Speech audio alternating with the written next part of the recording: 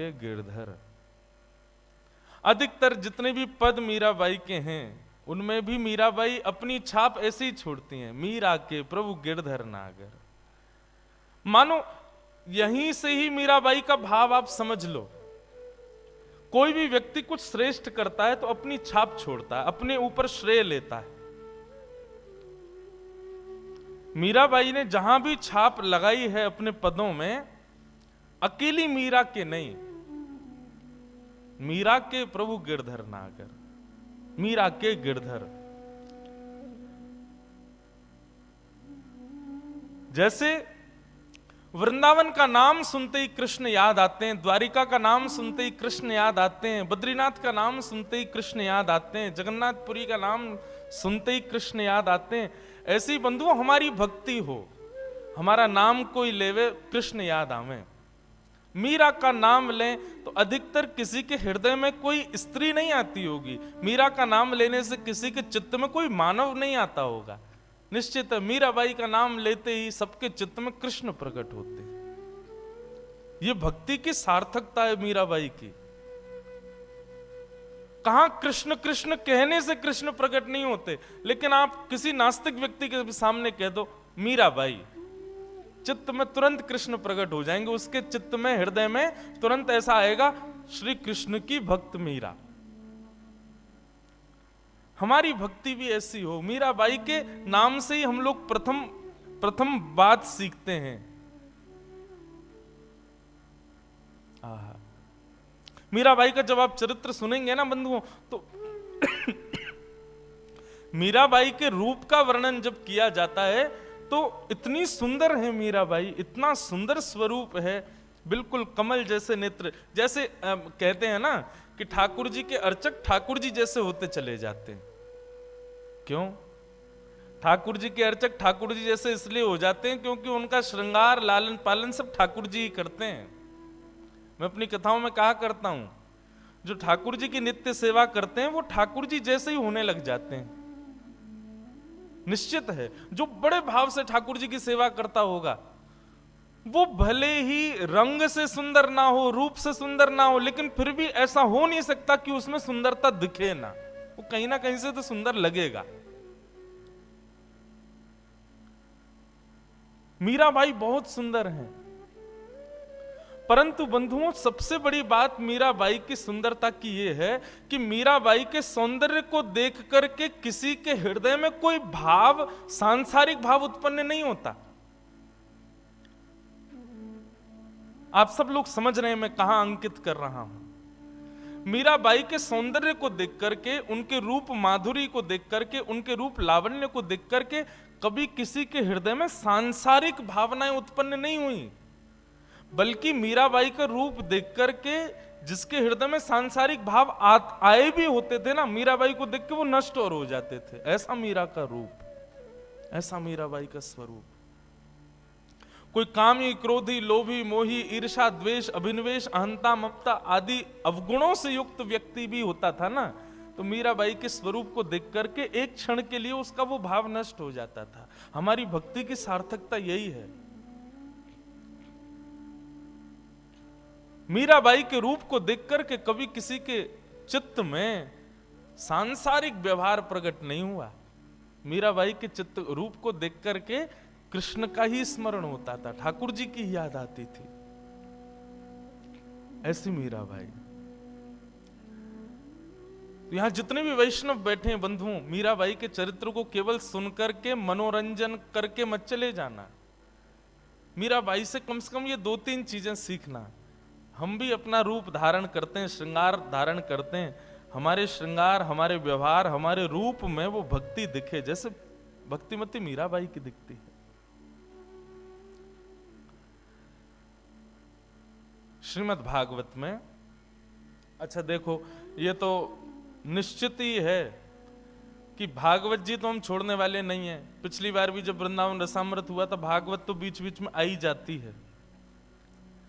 मुझे ऐसा लगता है कि मीराबाई को मीराबाई बनाने में सबसे बड़ी सहायक यदि कोई है तो श्रीमद् भागवत। अभी आएगा, मीराबाई के चरित्र में सब कुछ पुष्ट होता चला जाएगा। मीराबाई की जो भक्ति है, उस भक्ति का स्वयं ठाकुर जी उल्लेख करते हैं भागवत में। जब नवयोगेश्वर संवाद होता है श्रीमद् भागवत में, जहां 9 योगेश्वर राजा निमि को ज्ञान उपदेश देते हैं, तब वहां 9 योगेश्वर क्या क्या कहते हैं, वो सब भाव, उन्हीं में ही भक्ति की प्रधानता, भक्ति के स्वरूप बताए गए। बहुत ध्यान से सुनिएगा। मीराबाई की भक्ति कौन सी है और हम लोग कौन सी भक्ति में विद्यमान हैं, पहले ये समझिए।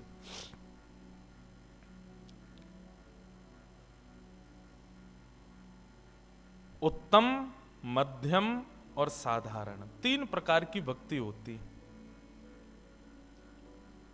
उत्तम भक्ति का रूप क्या है?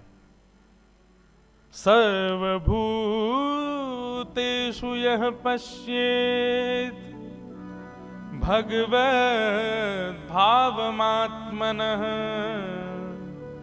भूतानि भगवत्यात्मन् एष भागवतोत्तमः। बहुत सावधानी से सुनो सब लोग।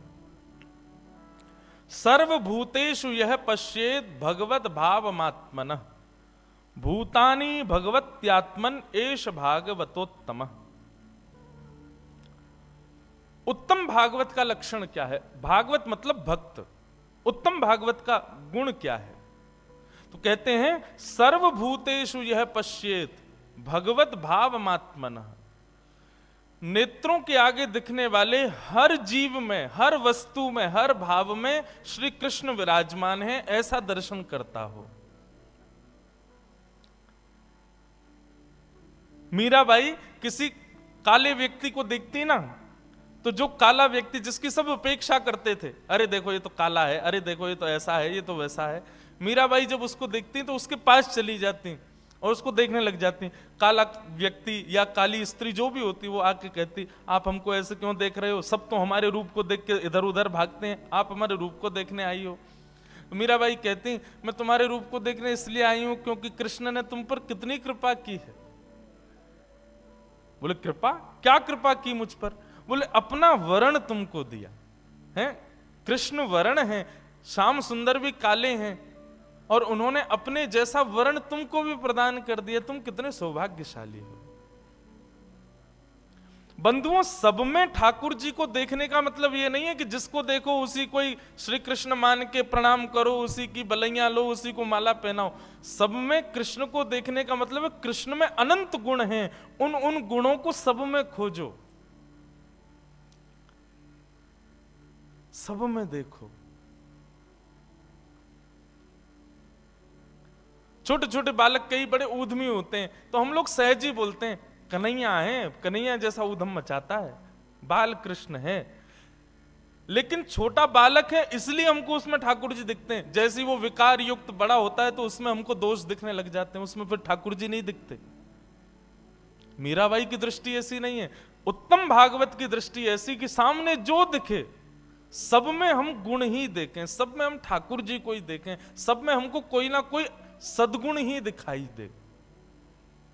स्पष्ट श्रीमद् भागवत में लिखा है, जो सर्वभूतेषु यह पश्येत् भगवद भावमात्मनः, जो सब में मेरा दर्शन करे और जब मुझको देखे तब मुझ में ही सबको देखे। यही माताजी हैं, यही पिताजी हैं, यही पति हैं, यही पुत्र हैं, यही सखा हैं, यही बंधु हैं, सब कुछ यही हैं जो सामने दिख रहे हैं। ये 2 भाव जिसके हृदय में हो वो उत्तम भक्त है। हमारे भीतर हैं ये दोनों भाव? नहीं। अभी अपनी दृष्टि घुमा के अगल बगल आगे पीछे देखो, किसी में आपको ठाकुर जी दिख रहे हैं या ठाकुर जी जैसा गुण दिख रहा है? नहीं दिखेगा।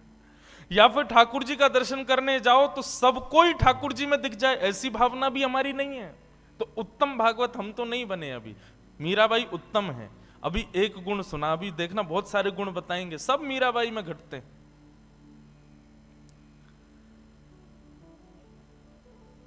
सबको देखे तो सब में ठाकुर जी, और जब ठाकुर जी को पाले तो सब ठाकुर जी में। ये उत्तम भागवत है। मध्यम भागवत कौन है? मध्यम भक्त कौन है? ईश्वरे तदधीनेषु बालशेषु द्विषस्त्व च प्रेम मैत्री कृपापेक्षा यः करोति स मध्यम। हाँ, उत्तम तो हम लोग नहीं है, लेकिन मध्यम हम लोग हो सकते हैं। मध्यम भक्त का लक्षण क्या है? तो कहते हैं ठाकुर जी से तो प्रेम करे और तद अधीनेषु, भगवान के जो अधीन है, मतलब भगवान के जो भक्त हैं उनसे मैत्री करे। मतलब भगवान के अधीनों के प्रति भगवत भाव नहीं है। ठाकुर जी अलग हैं, भक्त अलग हैं, ऐसी भावना आ गई। उत्तम भागवत तो भक्त को भगवान को समान ही मानता। अभी अभी चैतन्य महाप्रभु को अनुगत्य प्राप्त करके मीराबाई का जो पद था वही हमने गाया। उसमें मीराबाई क्या कहती हैं? कहां तो यशोदा मैया के उखल में बंध जाते हो, कहां तुम माखन चोरी करते हो, और यहां पर विरक्त भाव में घूम रहे हो। हे श्री कृष्ण, तुम ही गौर चैतन्य के रूप में प्रकट हुए हो, मैं जानती हूं। मीराबाई कह रही, भक्त में और भगवान में भेद नहीं मानता उत्तम भागवत, वो समभाव रखता है। लेकिन मध्यम भागवत भेद मानता है। ये भगवान है, ये उनके भक्त हैं, इसलिए मध्यम हम लोग हो सकते हैं, उत्तम नहीं है हम लोग। बहुत सावधानी से सुनना। आप लोग कहेंगे मीरा चरित्र कहना, ये तो भागवत जी सुना रहे हैं। नहीं, जब तक ये पुष्ट नहीं करेंगे तब तक आपको लीलामृत में कहीं ना कहीं इन्हीं आधार पर ही कथा चलेगी। इसलिए आधार की पूर्ति के लिए यह सुनना तो आवश्यक है। तो ठाकुर जी से प्रेम करे और उनके अधीन रहने वाले भक्तों से मैत्री करे। जो ठाकुर जी के बारे में नहीं जानते उन पर कृपा करे, और जो कथा से संबंध नहीं रखते, ठाकुर जी से संबंध नहीं रखते, उनकी उपेक्षा करे। यह मध्यम भागवत है। उत्तम, मध्यम, और तीसरा है साधारण। साधारण भक्त का लक्षण क्या है? कि आचार्या में हरे पूजाम यश्रद्धेहते न तद भक्ते सुचान्येषु सभक्त प्रकृत स्मृत। साधारण भक्त का लक्षण क्या है? तब कहते हैं केवल अर्चावतार के प्रति भाव रखे, ठाकुर जी की मूर्ति पूजा में निष्ठा रखे, उसके अतिरिक्त ना भक्तों में ज्यादा निष्ठा रखे, ना संतों में ज्यादा श्रद्धा रखे, ना ज्यादा उसको सत्संग में रुचि लगे। ऐसा व्यक्ति कौन कहलाता है? साधारण। तो साधारण तो हम नहीं है, उत्तम भी हम नहीं है, लेकिन हाँ मध्यम हम हैं। पर जिनकी लीला सुनने के लिए हम लोग बैठे हैं, जिनका चरित्र सुनने के लिए हम लोग बैठे हैं, वो कौन है? वो है उत्तम। वे उत्तम है। सर्वभूतेषु यह पश्येत भगवद भावमात्मन। उत्तम भागवत के फिर कई सारे लक्षण भगवान स्वयं बताते हैं। उत्तम भागवत का एक लक्षण बताते हुए ठाकुर जी कहते हैं, न काम कर्म बीजानाम यस्य चेतसि संभव वासुदैवैक निलयः स वै भागवतोत्तमः। उत्तम भागवत जो होता है वो अपने आप को कोई शरीर नहीं मानता। मैं एक शरीर हूं, इसको नहलाना धुलाना, इसकी मन इच्छा पूरी करना, इसको ये खिलाओ, इसको वो पिलाओ, इसको ऐसा कराओ। वो अपने शरीर को अपना ना मान के उसकी इच्छा पूर्ति में नहीं लगा रहता। वो अपने शरीर को वासुदेवैक निलय, अपने शरीर को ठाकुर जी का घर समझता है। और चित्त के कुंज में श्याम सुंदर विराज रहे हैं, चित्त के कुंज में श्री गोवर्धन नाथ विराज रहे हैं, इस भाव से अपनी चित्त के भावनाओं को पूर्त करता है। ये उत्तम भागवत का लक्षण। माफ कीजिएगा, हम इच्छा पूर्ति के लिए जीते हैं, ये खाना है वो खाना, ये चॉइसेस क्यों है हमारी? क्योंकि हम अपने शरीर के लिए जीते हैं। लेकिन जब वैष्णव भक्त हो जाता है उसकी कोई चॉइस नहीं रहती, उसकी कोई बहुत सारे ऑप्शंस नहीं है उसके पास में। जो ठाकुर जी को प्रिय वो उसको प्रिय, जो ठाकुर जी को भावे वो उसको भावे, ऐसा भाव। भगवान कहते हैं ये उत्तम भागवत का लक्षण। मीराबाई ऐसी ही हैं, साधु महात्माओं को देखती हैं, जैसी देखती हैं विरक्त वेश में घूम रहे हैं, पूछती हैं आप ऐसे विरक्त वेश में क्यों घूम रहे हो? बोले विरक्त वेश में घूमने से ऐसा लगता है, पता चल जाता है लोगों को कि ये साधु हैं, ये ठाकुर जी के भक्त हैं। जैसे कथा आती है, हनुमान जी महाराज सीता जी से पूछते हैं आप सिंदूर क्यों लगाती हो? बोले कि इससे पता चलता है कि हम राम जी की गृहिणी हैं, राम जी हमारे हैं। हनुमान जी पूरे शरीर पर सिंदूर लेप के घूमने लगे। बोले केवल मांगे क्यों, मैं तो रोम रोम से बताऊंगा कि मैं राम जी का हूं। पूरे अंग पे सिंदूर लगा घूमने लगे। ठीक वैसे मीराबाई भी राजकीय वस्त्रों में घूमती हैं, लेकिन जब किसी विरक्त वेशधारी संत को देखती हैं तो पूछती हैं आप ऐसे क्यों घूमते हो, आप मेरी तरह क्यों नहीं पहनते राजकीय वस्त्र? बोले अरे तुम्हारे वस्त्रों से पता चलता है तुम राजा की बेटी हो, और हमारे वस्त्रों से पता चलता है हम श्याम सुंदर के दास हैं। वस्त्रों से ही पता चल जाता है हम ठाकुर जी के। मीराबाई बोली तो अच्छा, मेरे वस्त्रों से नहीं पता चला आपको कि मैं श्याम सुंदर क्यों, मैं गिरधर क्यों? बोले नहीं, तुम तो राजा की बेटी दिख रही हो। बस उसी समय वैरागन वेश धारण किया। मैं गाता हूं, जिन भेषा मारो सावरो रीझे, जिन भेषा मारो सावरो रीझे, जिन भेषा मेरो गिरधर रीझे, जिन भेषा मेरो गिरधर रीझे, ओ जिन भेषा राधा रमण जुरीझे, जिन भेषा राधा रमण जुरीझे, मैं तो सोही भेष धरूंगी हो, मैं तो सोही भेष धरूंगी। अब हमारे मंच पे महात्मा विराज रहे हैं, रूप से ही पता चल रहा है कि ये ठाकुर जी के भक्त हैं। अभी अभी ब्राह्मण देवता पधारे, नीचे विप्र देवता विराज रहे हैं। उनकी धोती से, उनके मस्तक के तिलक से, हमारी वेशभूषा से चाहे लोग नहीं भी जानते हो तब भी आकर के प्रणाम ही करते हैं। कई बार लोग नहीं जानते लेकिन हमारी वेशभूषा देख के केवल प्रणाम करने आ जाते। मैंने कहा आप हमको जानते? बोले नहीं, जानते तो नहीं है। मैंने कहा प्रणाम क्यों किया? आपकी धोती से, बगलबंदी से लगता है कि आप जरूर पंडित जी हो, आप जरूर ब्राह्मण देवता हो, आप जरूर ठाकुर जी के हो, इसलिए प्रणाम। अरे भेष ही बता रहा है कि हम ठाकुर जी के हैं।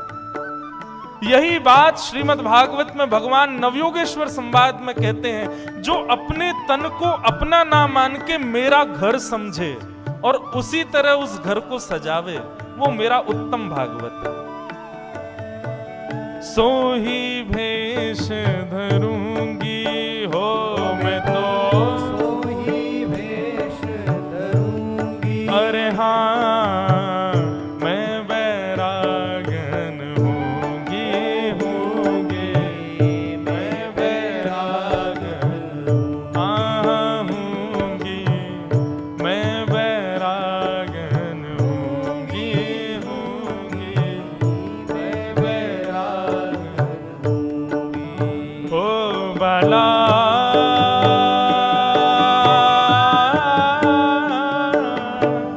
मैं वैरागन होंगी, मैं वैरागन होंगी, मैं वैरागन होंगी, मैं वैरागन होंगी, मैं वैरागन। बंधुओं, आप लोगों को याद हो जाए तो बहुत अच्छा, नहीं तो डायरी में लिखते जाना कहीं पे। हाँ, उत्तम भागवत जो कि मीराबाई हैं, उनका पहला लक्षण क्या बताया? जो सब में मुझको देखे और जब सबको देखे तब मेरा ही अनुभव करे, सबको मुझ में देखे और मेरे को मुझ में ही सबको देखे, ये पहला लक्षण। दूसरा लक्षण, जो अपने तन को अपना ना माने, अपने तन को मेरा ही निलय, निलय कहते हैं घर को, न काम कर्म बीजानाम यस्य चेतसि संभव वासुदेवैक निलय सवै भागवतोत्तमः, उत्तम भागवत है। तीसरा उत्तम भागवत का लक्षण क्या बताया?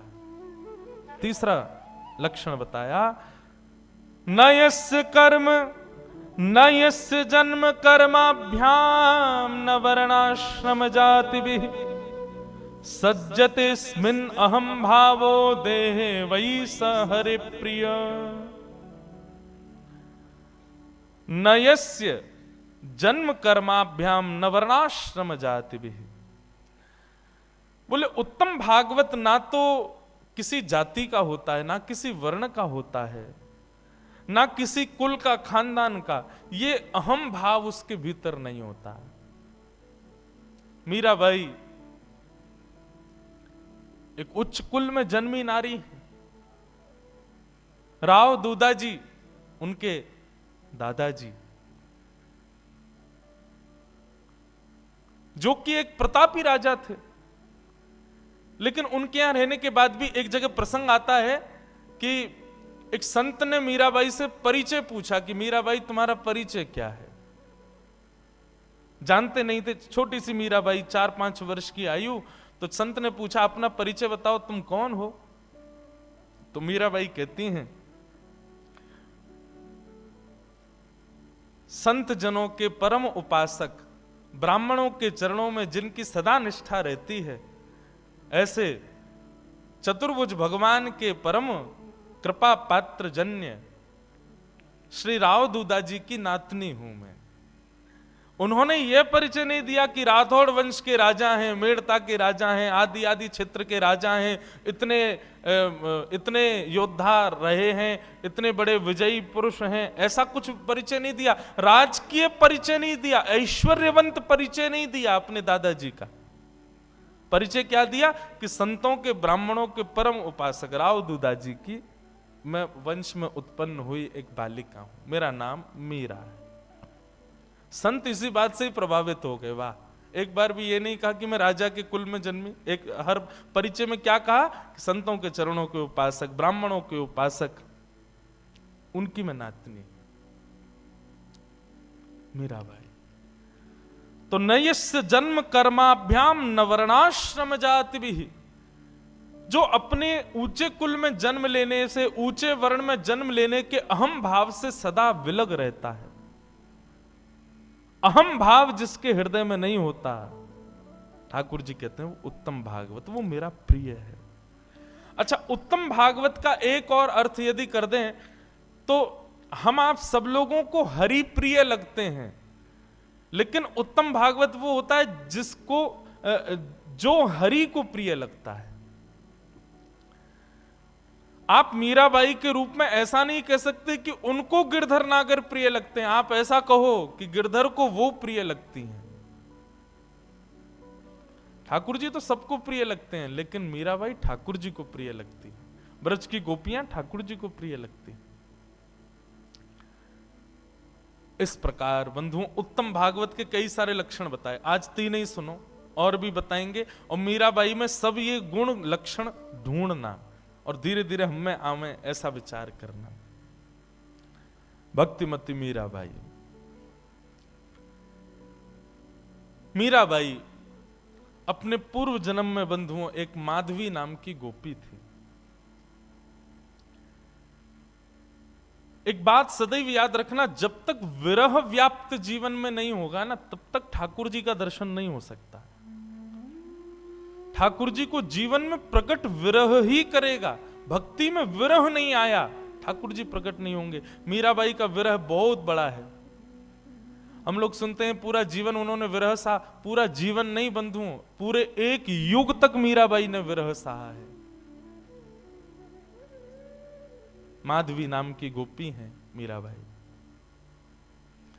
नन्हे से गोपाल जी अपने द्वापर युग की कथा, पहले पूर्व जन्म की कथा सुने मीराबाई की। ठाकुर जी अपने सब ग्वाल बालों के साथ में आनंद करते हैं।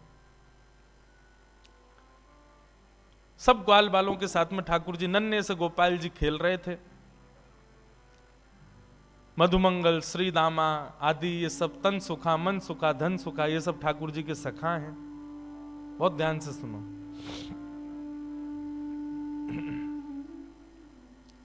ये सब सखा हैं ठाकुर जी के। एक दिन ठाकुर जी सब ग्वाल वालों के संग खेल रहे थे। सो ठाकुर जी का सखा श्री दामा बीच खेल से ही जान लगो। ठाकुर जी बोले, अरे भैया कहां को जा रहे हो? लाला मैं तो अपनी ससुराल जा रहा हूं। ठाकुर जी तुरंत पहुंच गए श्रीदामा के पास, हाथ पकड़ लियो। बोले, ससुराल जी कौन सा काम है भैया? ब्रजभाषा समझ में आ रही है? देखो भैया, आप सब लोग अधिकतर यहाँ अहीर समाज के लोग बैठे, आप सब लोग ब्रज से ही हो, आपके सब पूर्वज ब्रज के ही हैं। ब्रज भाषा तो समझ में आनी चाहिए, आपके द्वारिकाधीश की भाषा है। ठाकुर जी बोले, भैया ये श्रीदामा जे कौन सा गांव है? ससुराल। श्रीदामा बोलो, अरे बाबड़े ससुराल गांव ना होवे। बोले, तो फिर का होवे ससुराल? बोले, ससुराल होवे ब्याह एवे के बाद में एक नहीं दो घर है जाए। एक तो होवे अपनी मैया को घर, पिता को घर, और एक होवे पत्नी के मैया पिता को घर, वाकू के हैं ससुराल। ठाकुर जी बोले, तेरी बात मेरे पल्ले ना पड़ रही लाला। अरे ससुराल कहा होवे मुझको जल्दी बता। बोले, अरे ससुराल मतलब पत्नी को माय को। ठाकुर जी बोले, पत्नी जी पत्नी कौन होवे भैया? श्रीदामा समझा रो है, अरे लाला तू तो बड़ो भोरो है, नेक बड़ो है जाएगो तो तेरो ब्याह है जाएगो, तेरी पत्नी आ जाएगी। ठाकुर जी बोले, मेरी पत्नी आवेगी? बोले, हम बे तो फिर मेरो ससुराल कहां है? श्रीदामा बोला, मौका पर तो तेरो ससुराल कहां है, जब ब्याह होगा तब पता चलेगी तेरो ससुराल कहां है। अब तो ठाकुर जी हट करने लगे, बोले, ना मेरो ससुराल बता, मेरो ससुराल कहां है? श्रीदामा बोलो, अरे अपनी मैया तो जाके पूछ ले, तेरी मैया बता देगी तेरो ससुराल कहां है। ठाकुर जी खेलते कूदते आज घर आए।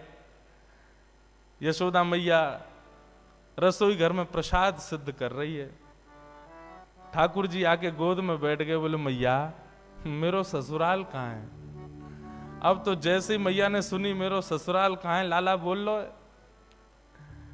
मैया बोली, लाला ये कहां से सीख आयो?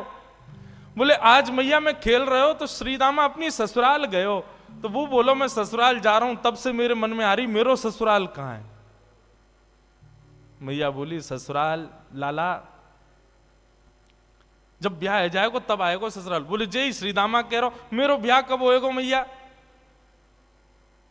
बोले, अरे अभी तू बड़ो तो है जा लाला, तू पे मोह दोनों आवे ना, मैं खवाऊं तो खावे, मैं चलाऊं तो चले, मैं उठाऊं तो उठे, मैं नवाऊं तो नहावे। जब बालक बच्चे सब अपने आप अपने कामन को करन लगे तब उनको ब्याह कर दियो जाए, तब उनके काजे बहू आवे, तब ससुराल होवे। ठाकुर जी बोले, मैया मैं सब काम कर लूंगा अपने आप, तू मेरा ब्याह करा दे, और मेरे काजे बहू लिया। मैया बोली, नेक बड़ो तो है जा लाला, कहां ते लाऊं तेरे काजे बहू?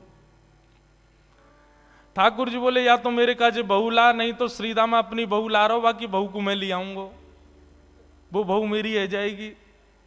मैया जोर से हंसी, बोले, लाला तेरी बात ऐसी ऐसी बात बनावे, बैठो बैठो। मैया बोली, करा दूंगी तेरो ब्याह, ज्यादा चिंता मत करे। अब तो ठाकुर जी रोने लगे, मैया मेरो अभी ब्याह करा, अभी ब्याह जाऊंगा, मैं तो अभी ब्याह करूंगा। यशोदा मैया परेशान है गई, बोले, लाला चल करा दूंगी तेरो ब्याह, अब रोवे मत। बोले, कब करावेगी? तिथि बता मोकू, तिथि बता, दिन बता, समय बता, सब बता, तब ही जाऊंगा यहां ते। यशोदा मैया तो ऐसी परेशान भाई। ऐसे हमारे नन्हे से गोपाल जी बहू की और ससुराल की आस में बैठे। श्री दामा को ब्याह माधवी गोपी से भयो, माधवी सखी से भयो। माधवी आज श्री दामा माधवी को लेने के लिए ससुराल गए। ससुराल से जैसे ही माधवी आने लगी, सो मैया ने पढ़ा दी माधवी और पढ़ा लिखा करके भेजी। बोले देख तू अपने ससुराल जा रही है, जमाई राजा लेवे आए हैं, लेकिन ध्यान रखियो, याद रखियो, ससुराल में सबको सम्मान करियो, सबको आदर करियो, सबसे प्रेम से रहियो। मैया खूब सिखा पढ़ा के भेजी अपनी बहू को। लेकिन तेरे पति को एक सखा है, वाको नाम कृष्ण है, बस वहां से सावधान रहियो। क्यों मैया, वहां से सावधान क्यों रहूं मैं? बोले अरे मैंने सुनो है वो कन्हैया जाकू अपना रूप दिखा दे, जाकू एक बार अपनी तिरछी नजर से देख ले, वाको फिर गृहस्थ आश्रम गृहस्थ जीवन बर्बाद है जाए। वो फिर वही को देखते रहे, वाके रूप में कछु जादूगर है वो जाकू देख ले, वाकू अपनो बना ले, फिर वो अपने पति को ना रहे, वही को है जाए। मां की बात सुन करके माधवी घबरा गई। बोले ऐसा कैसो है कि पति छूट जाए वासे? बोले यही मारे मैं कह रही हूं, तू सब कछु करियो, लेकिन तू मुख को वचन दे के जा, वाह कृष्ण को अपना मुख मत दिखाइयो। चाहे तो को जीवन भर घूंघट करके रहना पड़े, लेकिन कृष्ण को मुख मत दिखाइयो। माधवी बोली मैया मैं वचन दे के जा रही हूं, वह कृष्ण को मुख नहीं दिखाऊंगी। श्री दामा माधवी को लेकर के ब्रज जा रहा है। श्री दामा पहले ही माधवी से चर्चा करते आ रहा हो रास्ता भर। सो श्री दामा ने कही, बोली अरे सुन, ब्रज में अभी मैया मिलेगी, पिताजी मिलेंगे, सब मिलेंगे, सबके संग फिर बोलो मेरो एक सखा है कृष्ण, वाकू जब से मैंने बताई ससुराल के बारे में, ब्याह के बारे में, तब ते बड़ा उतावलो है, तो है सके वो तो से मिलवे आवे तो वाकू अपना मुख दिखाई दियो। मीराबाई ने जैसे ही कृष्ण को नाम सुनो महाराज, आदि माधवी ने जैसे ही कृष्ण को नाम सुनो, आधे रास्ता में ही घूंघट कर लियो। बोले वहां से ही तो बचवे के काजे मैया ने कही है, वहां को मुख नहीं दिखाऊंगी। बंधुओं, संसार में जिससे मुख छुपाना चाहिए हम उसको तो दिखाते हैं, और जिससे कभी नहीं छुपाना चाहिए उसी से छुपाते हैं। संसार के विषय भोग विलास आदि इन सबके आगे हम अपने आप को प्रत्यक्ष प्रस्तुत कर देते हैं, और ठाकुर जी की भक्ति, ठाकुर जी के भाव में सदैव गोपनीय रखते हैं, सदैव अपने आप को पीछे रखते हैं। ऐसा क्यों? कथा का नाम सुनकर के रसिक जन आते हैं, ठीक है, अच्छा आप लोग भी पधारे हो, पर यहीं कोई ऐसी लीला होने वाली होती जिसमें थोड़ा मनोरंजन हो तो भीड़ ज्यादा होती है। कथा ही तो है, मीराबाई के चरित्र तो सुनाएंगे, क्या करना सुन करके? नहीं, ठाकुर जी से संबंधी कोई भी बात हो उसमें तो बढ़ करके आगे आओ, बढ़ करके आगे भाग लो, उसमें चिंता मत करो। मीराबाई ने अपना मुख छुपा लियो। माधवी ने जैसे ही वृंदावन पहुंची बैलगाड़ी, सखान ने जाके ठाकुर जी को बता दी, अरे अरे लाला देख, श्रीदामा आगो, अपनी ससुराल से आगो, अपनी बहू लेके आयो है। अब तो ठाकुर जी व्याकुल है गए, बोले बहू आइए, बहू आइए, मैं भी तो देख के आऊं कैसी बहू होवे, कहां तक, कैसी ससुराल तक, कैसे आमे, कैसे कहा होवे। ठाकुर जी तो इतने उतावले हो गए महाराज, पहुंच गए बीच रास्ता में। अरे भैया श्रीदामा आ गए हो? बोले हाँ आ गए हो लाला। कहाँ है तेरी बहू, कहाँ बैठी है? बोले पीछे बैठी है। बोले अच्छा, मुख मुख दिखाई दे। बोले तू देवर है, वो तेरी भाभी है, भैया खुद ही देख ले। जैसे ही रथ रुका, माधवी भीतर से सुन रही थी कि कृष्ण आ गया है। माधवी ने घूंघट कर लियो, आसपास सौल आदि और पड़ी, वो भी ऊपर से डाल ली, मुख मोड़ करके बैठी है, कहीं से भी मुख दिख नहीं जाए, एक अंग भी मेरो दिख नहीं जाए, मेरो पातिव्रत धर्म नष्ट नहीं है जाए। मेरी मैया ने मुझसे कही कि जो वाकु देख ले या वाकी नेत्रन में आ जाए वो कभी जीवन भर अपने पति की ना रह पावे, वाकु मुख नहीं दिखाऊंगी। ठाकुर जी भीतर पहुंच गए, श्याम सुंदर बैठे हैं सामने, और माधवी से कह रहे हैं, अरे श्रीदामा की बहू नेक हमऊ तो दिखा, तेरो मुख कैसो है, अरे नेक दिखाए दे। मेरी मैया ने तो, मैंने तो मैया से कही मैं श्रीदामा की बहू ले जाऊंगा, मैं तो तू को ले जावे वारो, लेकिन मैया ने मुझसे कही है कि वो मेरा ब्याह कराए देगी, मैं तो ब्याह कर लूंगा, मेरी वो बहू आ जाएगी, लेकिन एक बार देखूं तो सही बहू होवे कैसी है, नेक दिखाए दे। मीराबाई तो और छुपावे, मुख नहीं दिखावे ठाकुर जी को। ठाकुर जी कभी पाम पकड़े सो इधर को है जाए, ने ठाकुर जी बगल में आमे सो इधर को भाग जाए। खूब देर ठाकुर जी मनोहार करते रहे, लेकिन माधवी ने अपना मुख नहीं दिखाया। थोड़ी बहुत देर तो ठाकुर जी मनोहार करते रहे, जब माधवी ने मुख नहीं दिखाया सो ठाकुर जी बोले, देख तू मोसों अपनो मुख छुपाए रही है, तो है ना पतो मेरो मुख देखवे के काजे सब तरस हैं, सब तड़फ हैं।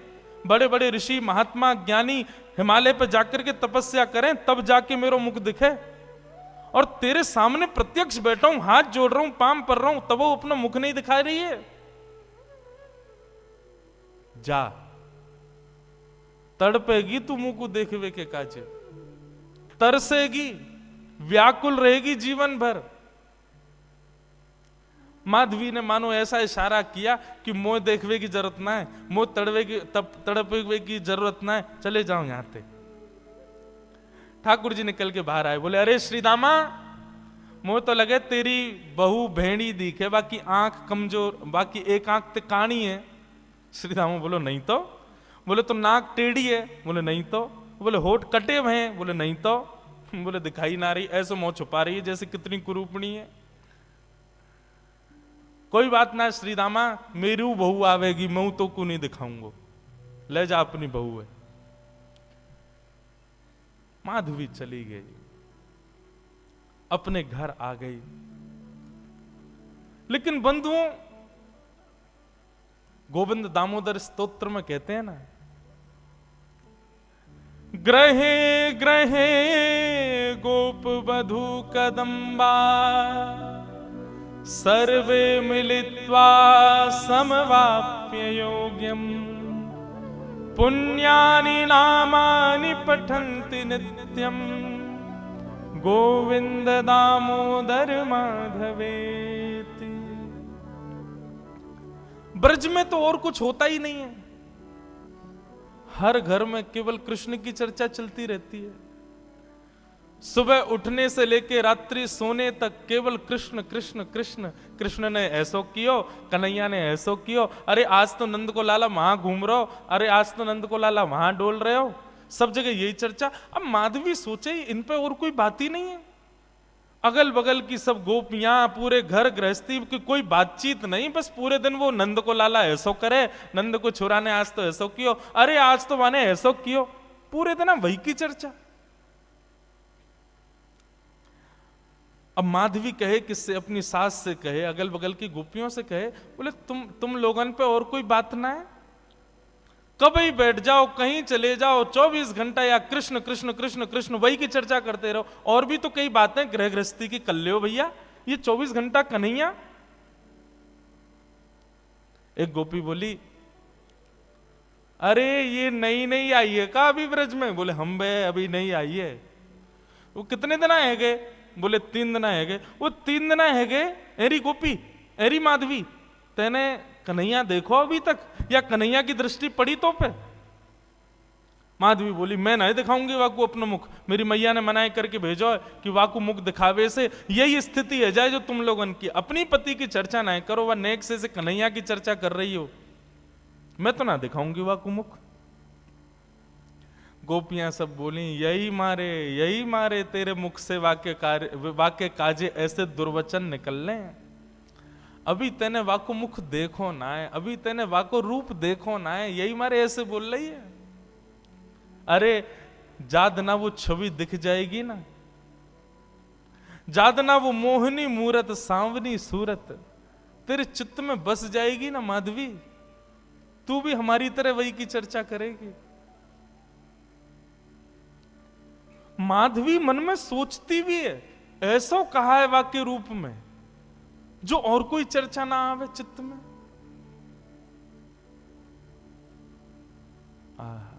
बंधुओं, अस्त सखा गाते हैं, सबने गाया, किसने नहीं गाया। कैसो है ठाकुर जी को रूप, श्री कुंभनदास जी कहते हैं अपने एक पद में,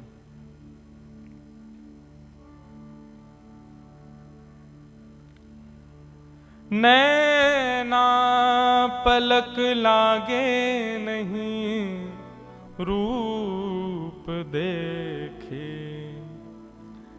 अरे माधवी, वह कन्हैया को रूप कैसो है?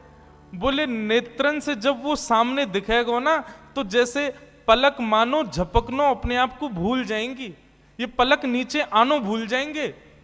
आज हम संसार की कोई वस्तु देखें तो पलक ना जाने कितनी बार झपके, हमें खुद को पता ना चले। बोले श्याम सुंदर जब नेत्रन के सामने आएंगे तो पलक भी भूल जाएंगी कि हमको झपकना है, ऐसा रूप है वाको।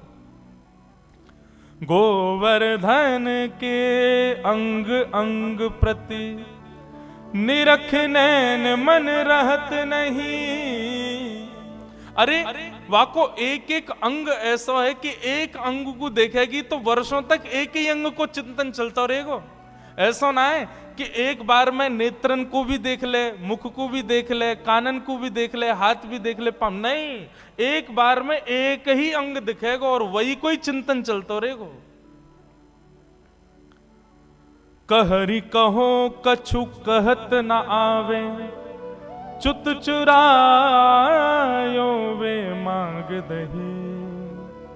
कहा कहूं, वाक्य रूप को वर्णन ना कर सकूं। माधवी बोली ऐसो का है वाक्य रूप में? बोले वर्णन को विषय ना है, कोई बता ही ना सके। अरे कितनों बड़ो वक्ता आ जाए, वाक्य रूप को वर्णन कोई ना कर सके।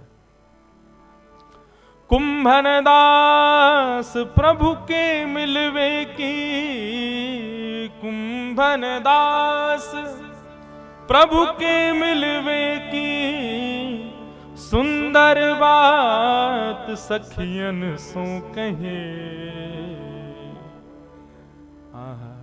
नैन पलक लागे नहीं, ऐसा रूप है वह कन्हैया को।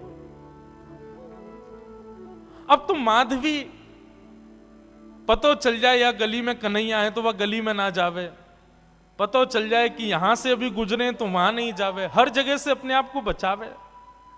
लेकिन मैं अपनी कथा में कहा करता हूं बंधुओं, 5000 साल पुरानी बात नहीं, आज भी वृंदावन आपके भीतर पंच रसों से कृष्ण को प्रवेश कराता है।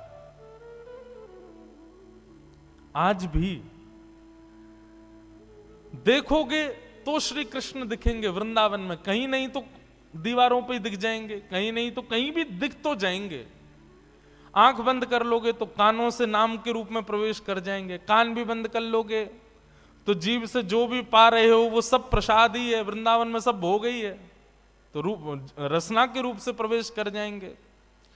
मुख से कुछ खाओगे नहीं, नेत्रों से देखोगे नहीं, आंखों कानों से सुनोगे नहीं, तो नासिका से प्रवेश कर जाएंगे।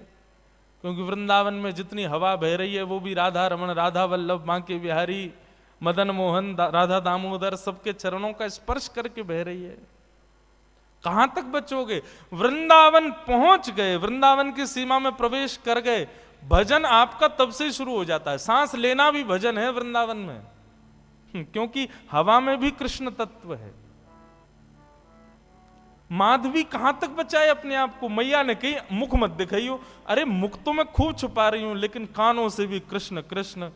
जहां बैठ जाऊं कहीं भी ऐसी कोई जगह ही नहीं जहां कृष्ण की चर्चा नहीं होती। माधवी तो अब तो ये स्थिति हो गई कि रात में सपने में भी उसको ठाकुर जी के अनुभव होते हैं।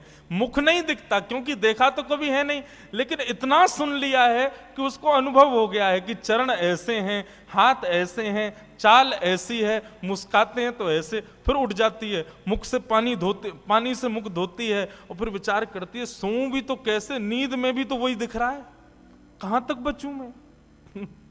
माधवी की ये स्थिति। 24 घंटे चिंतन में श्री कृष्ण श्री कृष्ण श्री कृष्ण। एक दिन परेशान हो गई, रात्रि में सो गई, कानों में रुई लगा ले तो भी क्या, चिंतन में तो वही चल रहा है, कहां तक बचे।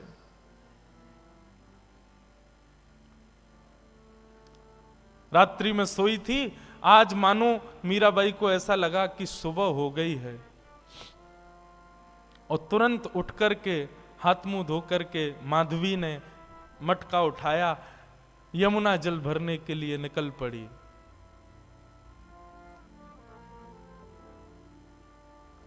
उसको लगा समय हो गया है यमुना जल भरने का। सब गोपियां साथ में जाती थीं यमुना जल भरने के लिए,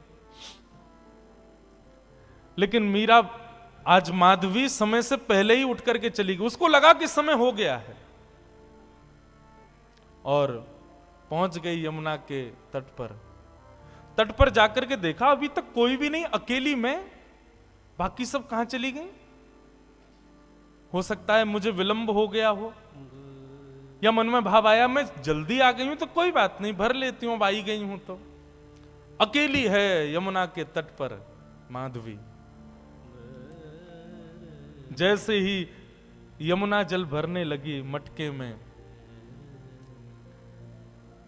रोज उठा के लेके जाती है खुद ही, लेकिन आज मटके में जल जैसे ही भरा, उठाया तो उठे ना, भार बढ़ गया है, भारी हो गया है।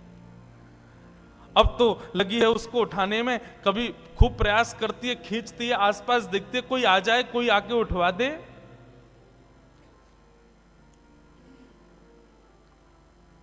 इतने में ही बांकी अदा से अपनी चाल चलते भये, त्रिभंग लली श्याम सुंदर, कमल कटाक्ष नेत्र हैं, सुंदर दंतावली, चंदन की सुगंधी से आच्छादित करते हुए मार्ग को पहुंच गए यमुना के तट पर। माधवी आसपास देख रही है, कोई दिखे तो आवे, उठवावे। तभी दृष्टि पड़ी, श्याम वर्ण नन्हे से श्याम सुंदर छोटो सो बालक। माधवी ने देखा तो था नहीं उनको, देख करके लगा अरे पता ना कौन सी गोपी को छोटो सा सुंदर सा बालक सवेरे सवेरे जमुना के तट पर घूम रहा है।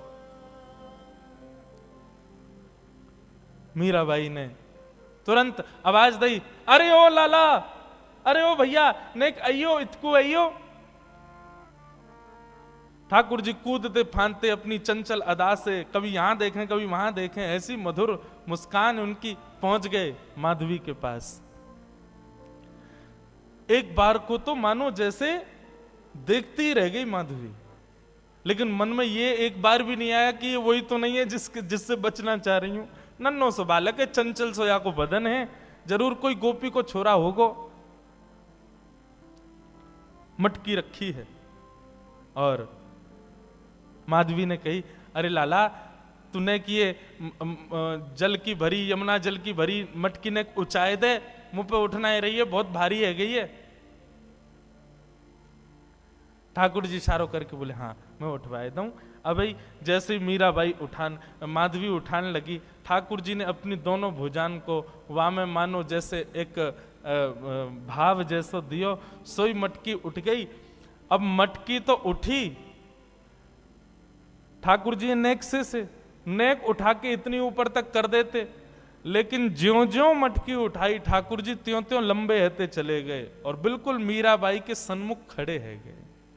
ऊंचाई करके जैसे ही मटकी शीश पे धारण कराई, शीश पे मटकी धारण करते ही माधवी ने अपने नेत्रन से सामने देखो, और जैसे ही सामने देखा, आहा, वरहा पीडम नटवर वपुः कर्णयो कर्णकारम विभ्रदवासः कनक कपिसं वै जयंतीं चमालाम् रंध्रान वेणु वधर सुधया पूरयन गोप वृंदई वृंदारण्यम स्वपद रमणम प्राविशद गीत कीर्ति।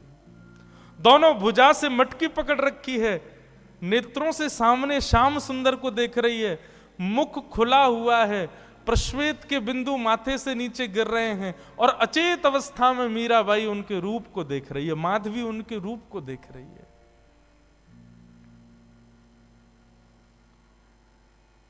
ठाकुर जी के नेत्र ही तो खतरनाक हैं सबसे ज्यादा। एक बार दृष्टि पड़ जाए तो फिर कोई और के रह नहीं पाओगे। मेरे मन में बंधुओं आता है कि हम ठाकुर जी के दर्शन करके पुनः सहज इसलिए हो जाते हैं क्योंकि हमने उनको देखा, उन्होंने अभी हमको नहीं देखा। कभी ठाकुर जी ने यदि हमको देख लियो ना तो एक बार उनके सामने जाके फिर सहज नहीं हो पाओगे, फिर अन्यत्र कहीं मन लग नहीं पाएगा। मीराबाई माधवी अचेत खड़ी है, ठाकुर जी से जितनों बचनों चारे ठाकुर जी ने उतने सबरे अपने बाण मार दिए, नेत्रन से कटाक्ष मार दी, मधुर मुस्कान कर दी, अपने रोम रोम को दर्शन कराई दियो। महाराज अब तो माधवी की स्थिति एक जड़वत कोई मूर्ति जैसे खड़ी रहती है, ऐसे खड़ी है। गोपियों ने एक ही दिन पहले ही बताया था कि वो दिख जाता है तो क्या होता है, वही हो गया। अब ठाकुर जी तो अपने सैन चला करके वहां से भाग गए। समय हुआ उन गोपियों के आगमन का जो यमुना जल रोज भरती थी। जैसे ही आई, आकर के देखा अचेत अवस्था में अब भी ऐसे ही खड़ी है माधवी। सबने आकर के देखो, अरे ये तो हमारी माधवी है, अरे ऐसे कैसे खड़ी है भैया, अरे सांप सूंघ गए हो का है गो, ये तो ऐसे मूर्तिमंत है कि खड़ी है। कोई हाथ पकड़े, कोई पाम पकड़े, कोई मुख को खींचे, थोड़ी हिलावे, लेकिन बिल्कुल मूर्तिमंत। नेत्रों से केवल 2 अश्रुबिंद गिर रहे हैं, आंखें पलक झपक भी नहीं रही हैं, मानो केवल देह खड़ा हो। चित्त वृत्ति तो ले गया अपने साथ, खड़ी। एक गोपी बोली, अरे का है गो, कोई ने टोना कर दियो का, कोई ने मंत्र फूक दियो का। एक गोपी मंद मंद मुस्काए के बोली, बोले कहीं ऐसा तो ना है नंद जी को छोनाया ने देख लियो होए। अरे जो ज्यादा वासे बचवे को प्रयास करे वो वही कोई पकड़े। ये बहुत घूमती ना, वाकू नहीं देखूंगी, वाकू मुख नहीं दिखाऊंगी, वासे वाकू वाकी तरफ नहीं करूंगी। मुझे लगे कहीं वही ने तो याकू अपनो दर्शन नहीं करा दियो।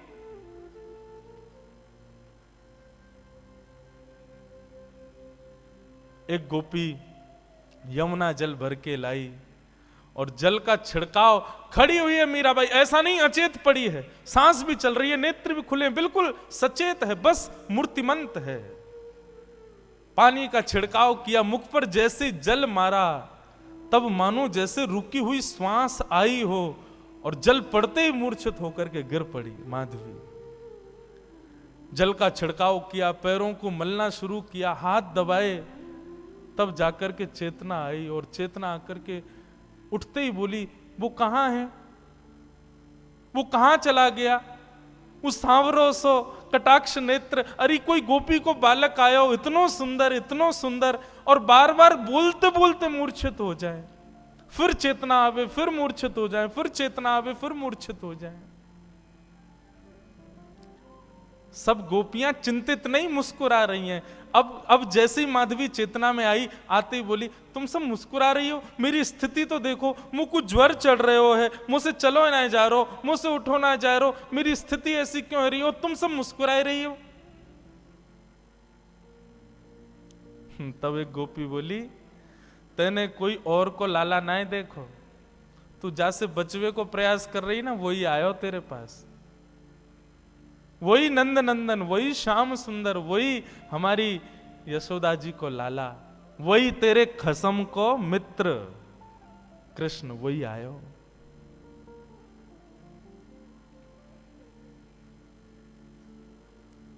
मीराबाई, माधवी अब तो बेचैन हो गई। मैं कहा करूं, कहां जाऊं? मुझको घबराहट है रही है। मैं मुंह से उठो ना जा रहा, मुझसे चलो ना जा रहा, मैं बोल भी ना पा रही, बार बार अचेतना है रही है। कछु करो ना। सब प्रकार के प्रयास किए, लेकिन माधवी कहे नहीं, अब तो एक ही उपाय है कि वाके सामने मुंह को ले चलो, मुंह को दिखाए दो, वाको रूप दिखाए दो।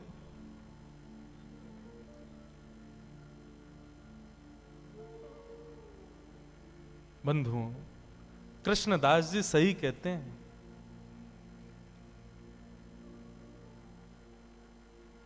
सजल श्याम घन वरण लीन है, फिर चित अनत न भटक्यो, मेरो मन गिरधर छवि पे अटक्यो। मेरो मन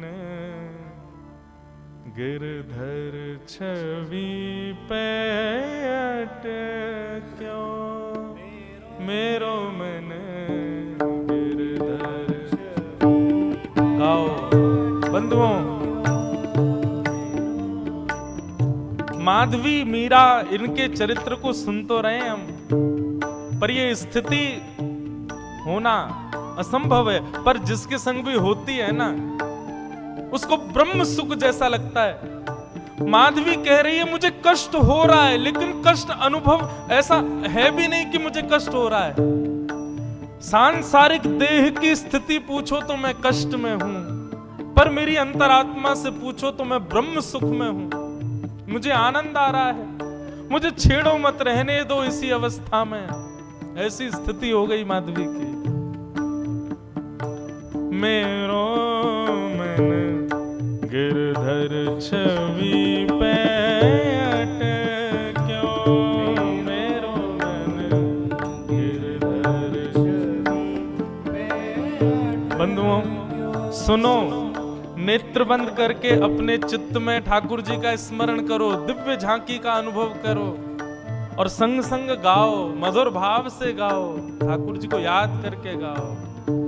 मेरो मन गिरधर छवि पे अटक्यो, मेरो मन गिरधर छवि पे अटक्यो, मेरो मन गिरधर छवि पे अटक्यो, मेरो मन गिरधर छवि पे अटक्यो। हो ललित त्रिभंगी चाल पे चल के, ललित त्रिभंगी चाल पे चल के, ललित त्रिभंगी चाल पे चल के,